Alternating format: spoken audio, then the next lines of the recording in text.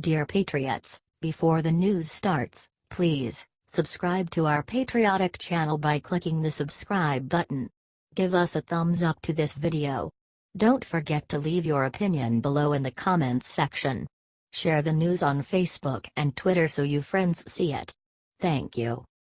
Newsweek spreads disgusting fake news about Melania Trump ruining the White House. The mainstream media wants to do whatever it can to make President Trump and his family look like heartless people who want to destroy the environment. A flurry of news articles came out against Melania Trump and they are all horribly misleading. Melania Trump orders removal of near 200-year-old tree from White House, writes Newsweek. Melania Trump orders removal of 200-year-old tree from White House lawn, writes Slate. Melania Trump orders removal of 200-year-old tree, the oldest at the White House, writes Draw Story. Melania Trump orders White House tree from 1800s to be cut down, writes The Independent.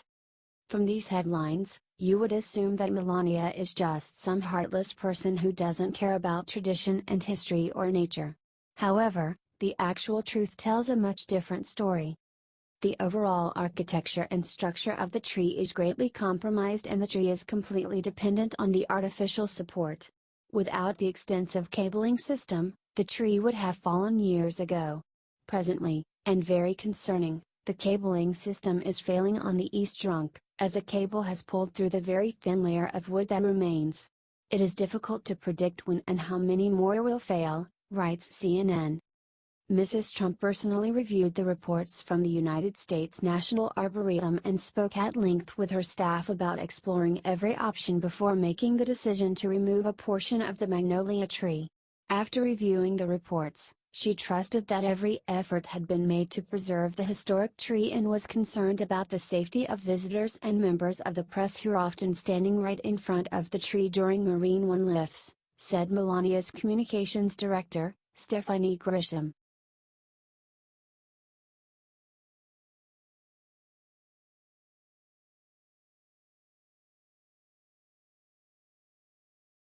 U2's Bono says why he refuses to work with Trump, it's beyond stupid. Irish rocker Bono's band U2 hasn't put out a truly great album since 1991, and they have been coasting on their past success ever since then. Nonetheless, arrogant frontman Bono still somehow believes that he is culturally relevant and thus entitled to lecture America's sitting president on what he should not do. Bono, born Paul Hewson, recently reached an all-time personal high in terms of arrogance and deludedness when he declared in an interview that he was not interested in working with Republican President Donald Trump. Bono never stopped to think about the obvious fact that President Trump has no reason whatsoever for working with Bono, an entertainer, and certainly not devoted a single second as president to wondering whether or not Bono wants to work with him. In an interview with equally irrelevant Rolling Stone, Bono lied that President Trump did not personally intervene to stop the cost-saving measures recently applied to Penn leftist program BAPFR, President's Emergency Plan for AIDS Relief. Said narcissistic Bono, I realized I couldn't work with this president whether he wanted to or not, because you can't believe what he says. The singer then said that America under Trump is the bleakest era since Nixon and claimed, it surely undermines the very idea of America. What is going on now? We know some who should know better have tried to piggyback the man's celebrity to get stuff done. They will live to regret it. Do you think Bono needs to stick to singing songs?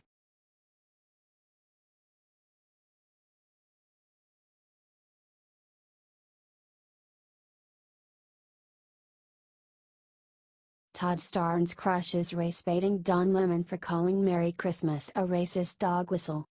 CNN's Don Lemon often attacks Trump for saying things he thinks are racist dog whistles. So what did Trump say that was offensive this time? Merry Christmas. So let's remember President Trump isn't the only president who says Merry Christmas. President Obama and First Lady Michelle Obama said it many, many times. This is a line that we have heard from Donald Trump many, so why does he continue? This is a dog whistle to the base because no one ever stopped saying Merry Christmas, said Lemon. Fox News host David Webb and conservative radio host Todd Starnes hit back against Lemon's ridiculous claim. You know, I forgot to bring my dog whistle. I usually have that on my radio show to blow whenever I hear that phrase, joked Webb. So let me say something about Don Lemon and, quite frankly, CNN. Their entire network is a dog whistle for race baiting, anti-Trump bigots. I mean, it's 24/7. They really believe that Merry Christmas is a dog whistle. It makes me wonder what they think the words ho, ho, ho would be code for, responded Starnes. I want to go to this idea that Christmas is somehow inclusive. Is that really true? Because you don't hear them talking about how well, Ramadan needs to be more inclusive. This really is not about inclusivity, David. This is about marginalizing Christianity, said Starnes. When President Trump said the words "we are gonna start saying Merry Christmas again," what he was trying to tell people was, you know what? I understand the true meaning of Christmas. Jesus is the reason for the season. That was the message that the president was trying to convey, argued Webb.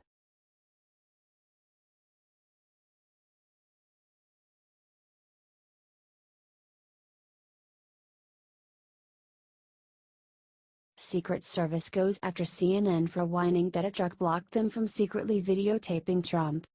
CNN attempted to secretly stalk and videotape President Trump playing golf.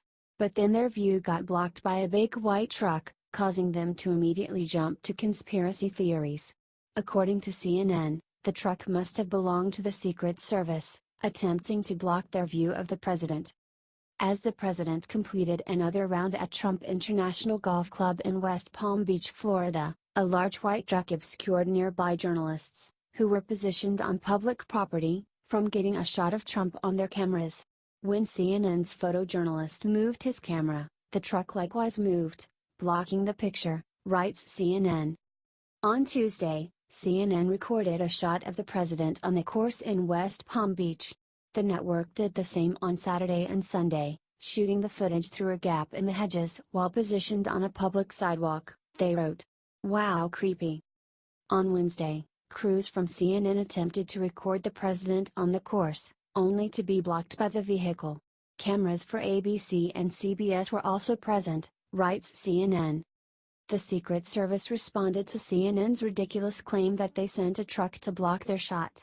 The USSS is in the business of protection and investigations, not in commissioning vehicles to block the media's view of the president's golf swing, they said in a statement.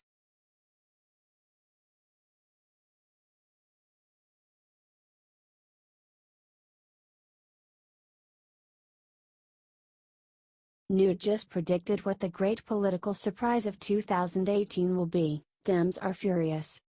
Right now, Democrats are already celebrating in advance the fact that a blue wave will come crashing down on Republican President Donald Trump and his supporters, and that they will retake the House and possibly even the Senate as well in the 2018 midterm elections.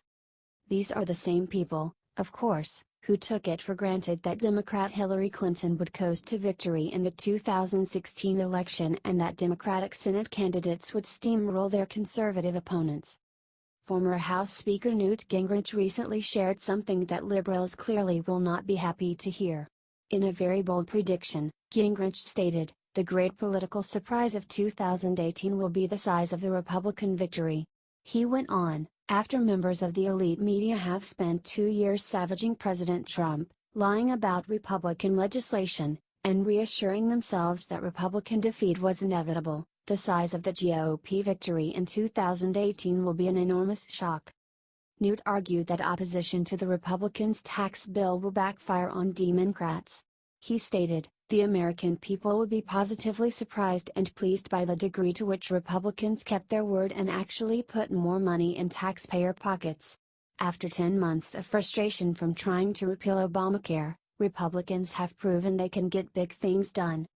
He continued, "Democrats who voted against the bill will live to regret it as people look at their family budgets and realize Democrats in the House and Senate wanted Washington bureaucrats to have more money, rather than hard-working Americans."